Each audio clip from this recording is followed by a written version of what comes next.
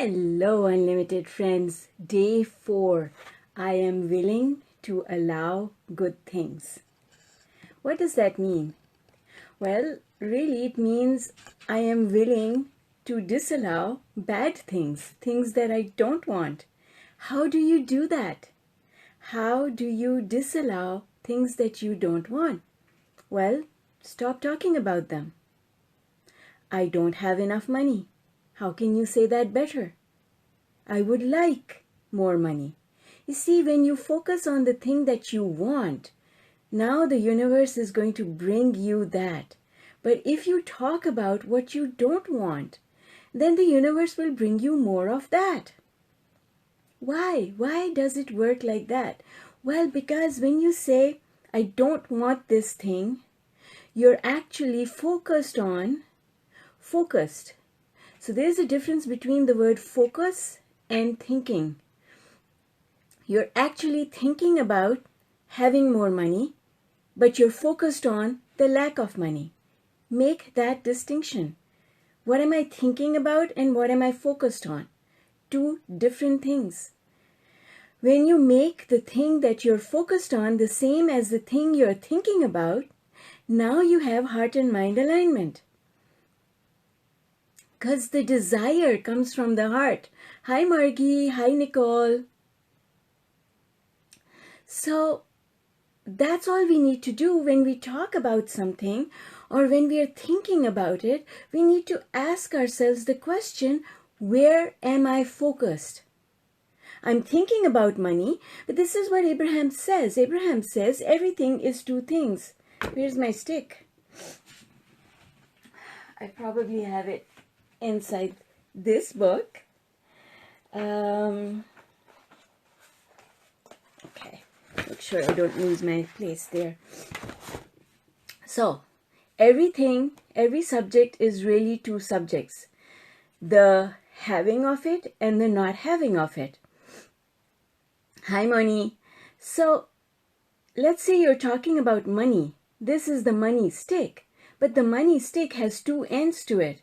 The having of money and the not having of money. So you think you're thinking about money, but you're focused on the lack of it. I don't have enough. I wish I could have more. It's where you focus. That end is what the universe responds to. And this is the mistake. This is the classic mistake all of us make. I've made. You're probably making. A lot of people out there who are trying to figure out how law of attraction works. A lot of us are making the same mistake. When we think that we are thinking about money, which we are, we forget or we don't distinguish which end of the stick we are focused on. And it's the focus that is important. So you are thinking, but you're thinking with a focus. It's like a laser that's pointed at, let's just say it's pointed at a glass. Now that laser, or actually let's just use this stick. So your focus, your power of focus is like a laser. It's not about the subject of money, it's about which end of the stick is that laser pointed at. It's that end of the stick that's receiving the energy of the laser. And energy is what makes things move forward. So like this analogy that I like using is when I was a kid and my father had an old junky car, the car used to stop. And then we'd all get out and we would push the car in order to make it go forward. And I realized when I started understanding the laws of physics, I understood this one thing. It was us, our energy, that we were imparting or transferring to the car. And when we transferred our energy to the car, that is what made the car move forward when we pushed it. So if you take that and you apply it to the way things happen in our future, when you apply energy, this is the money stick, so we are thinking about money. But when we say, I want more money, without saying I don't have enough, I want more money, it's the pure desire, then we are focused here. The laser is imparting its energy to this end, and so this end flips into the future. And if you say, I want more money, but I don't have enough, then this end flips into the future. It's like pushing the car. All right, hang on one second. What did I miss here? Manisha, yesterday I realized when I'm thinking about people, authority figures, I'm thinking about control rather than thinking about freedom. Yes, that's exactly it. That's exactly it. We want all our relationships to be unconditional.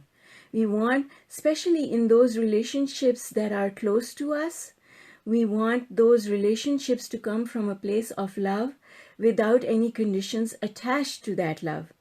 Good morning, Lindsay.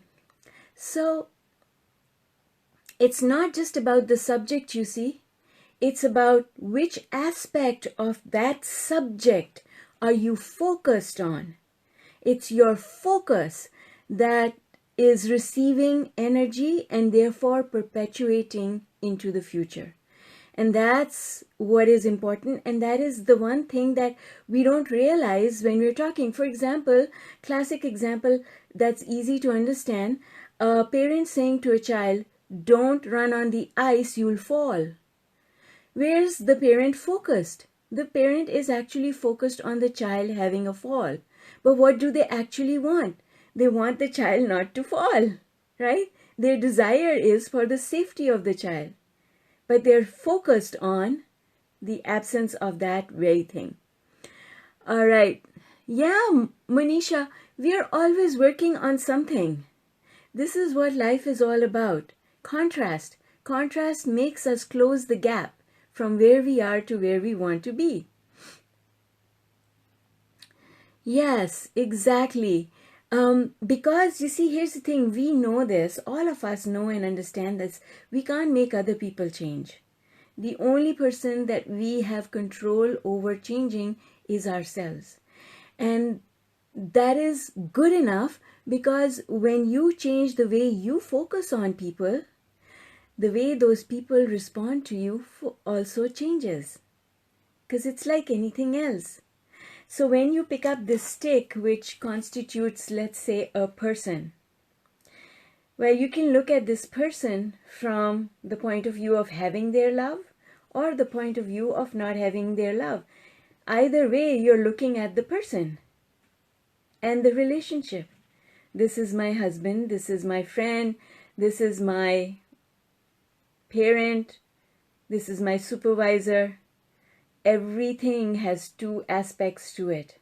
And that is the beauty. This is why I absolutely love and adore the yin-yang symbol, because it expresses duality. This is what duality is. Different people read too much into it. They make it difficult, honestly speaking. It's really, really simple. That which is positive, you can read negative into it and make it bigger. That which is negative, you can read positivity into it and make it bigger. This stick is capable of flipping based on where you focus. And you control that flip. No one else can flip the stick for you. No one else can flip this stick. You've got to do it. That's why it's always an inside job. All right, hang on. Let me see what's going on here. Yes, that's right, Manisha. You're the one who activates unconditionality in a relationship instead of control. That's right. That is what changes our expectation. And when we keep doing it, so this takes practice, because we've been practicing doing it a different way, the way society has taught us to do it. And unfortunately, I don't know when it happened in the history of mankind, but we sort of all learned to talk about what we don't want, thinking that talking about what we don't want is going to bring us what we want. But it doesn't work that way. And the simple shortcut is appreciation.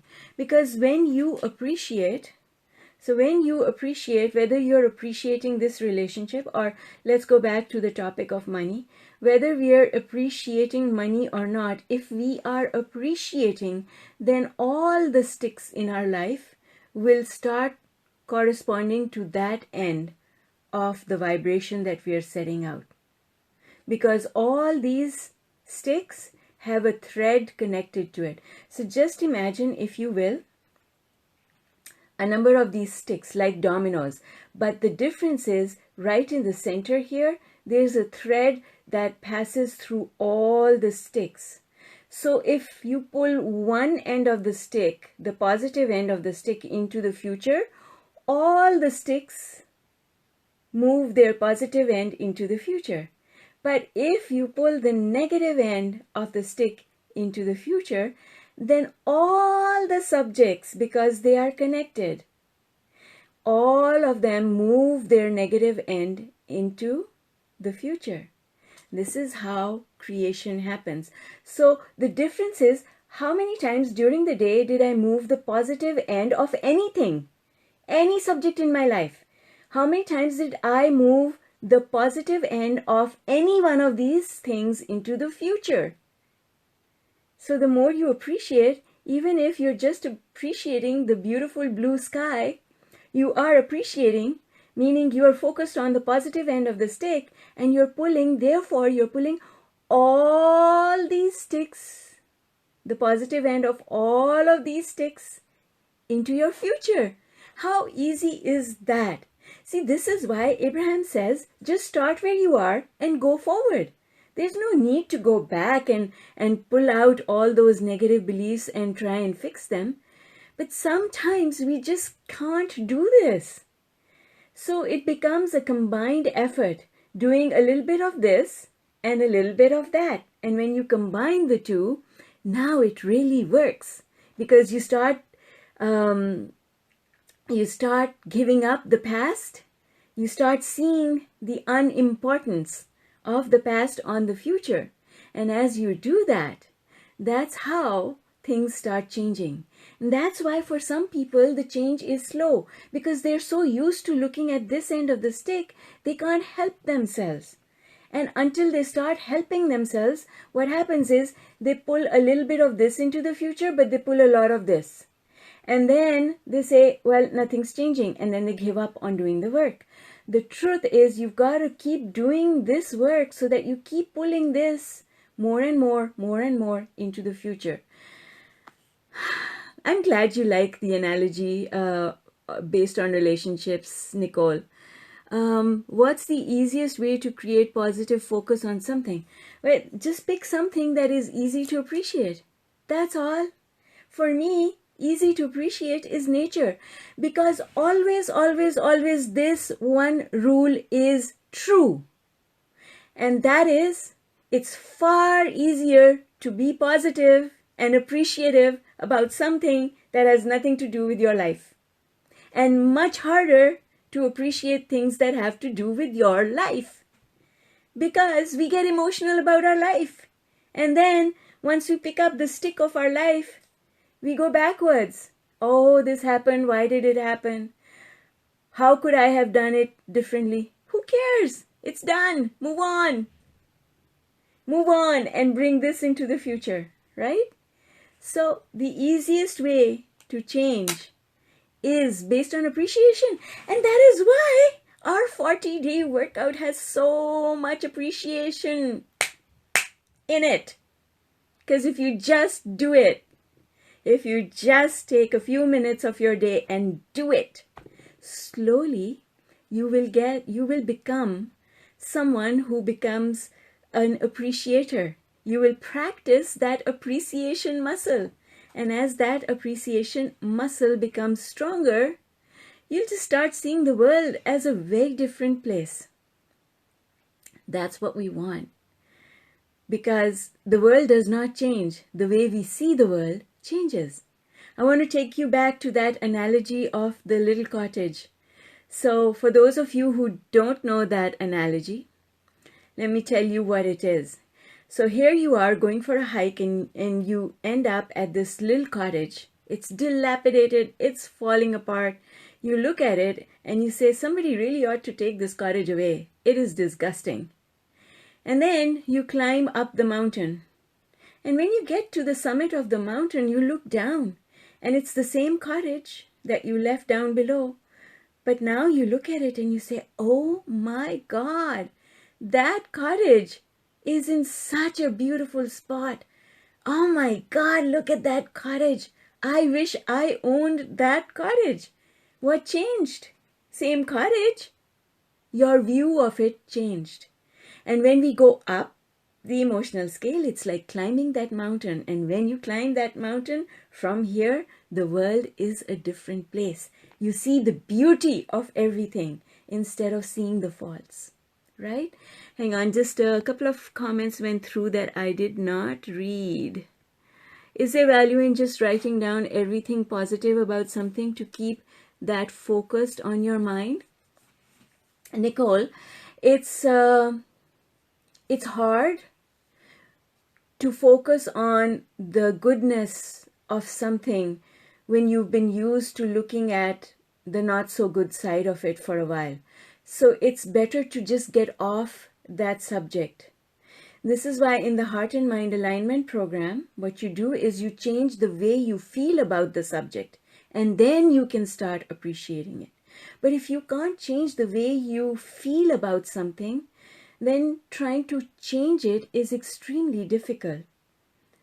It's much easier to get off the subject and look at nature or look at something else that is easy to appreciate, right? So it goes hand in hand, because we are emotional about our lives, and there's nothing wrong with being emotional about our lives, but we've got to change the way we are looking at our life. So you have to do a little bit of the heart and mind alignment stuff, exercises to change your expectation, to change the way you're looking at things, go from the bottom of the hill to the top of the hill to look at the cottage, right? That's what heart and mind alignment process lets you do, because as you do the exercises in that course, you let go all the things that you're noticing about the cottage that you don't like. Oh, the roof is falling apart. But then you say, that's okay, that's easy to fix. It's not going to take long for me to fix that roof. And then you say, oh, that door, I hate that door. I hate the color on that door. Why would anyone paint that door yellow? But from the top of the mountain, you look at the yellow and you say, oh, that kind of adds color to it. Okay. Jennifer, I'm glad you like that analogy. Where you are emotionally affects your view and perspective. Absolutely. And that's why all the work that we do is to relinquish the negative aspect of every subject in our life and enhance the positive aspect of every subject in our lives. So the two go hand in hand. The heart and mind alignment process helps you to give up the negative perspective that you had in the past, and the unlimited workbook helps you to find things to appreciate in your life where you are right now. You can also go back and find things to appreciate. That's what the paradigm of the 6 thinking choices is all about, right? Past, present, and future positive. Past, present, future negative. We make the choice how we want to focus. So the cottage analogy is a good one because it's easy to understand the importance of going up the emotional scale. Oh, hi, Melissa. I'm glad you're here. Of course, the replay is always available for you to enjoy. And I think I might post this particular clip on YouTube as well, because I kind of felt the movement there. And I think it would be good to share with everyone. So people, I'm getting to your questions one by one by one by one. Awesome questions. I'll be posting another few questions today. Manisha, I'll be posting the response to your question today. And love you all. What other questions do you have for me today? What questions do you have for me today? Post your questions. All right. Okay, guys, if there are no questions, then you know what I'm going to do.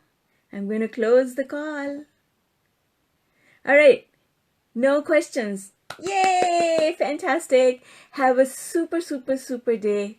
And I will see you tomorrow. Love you all. Bye for now.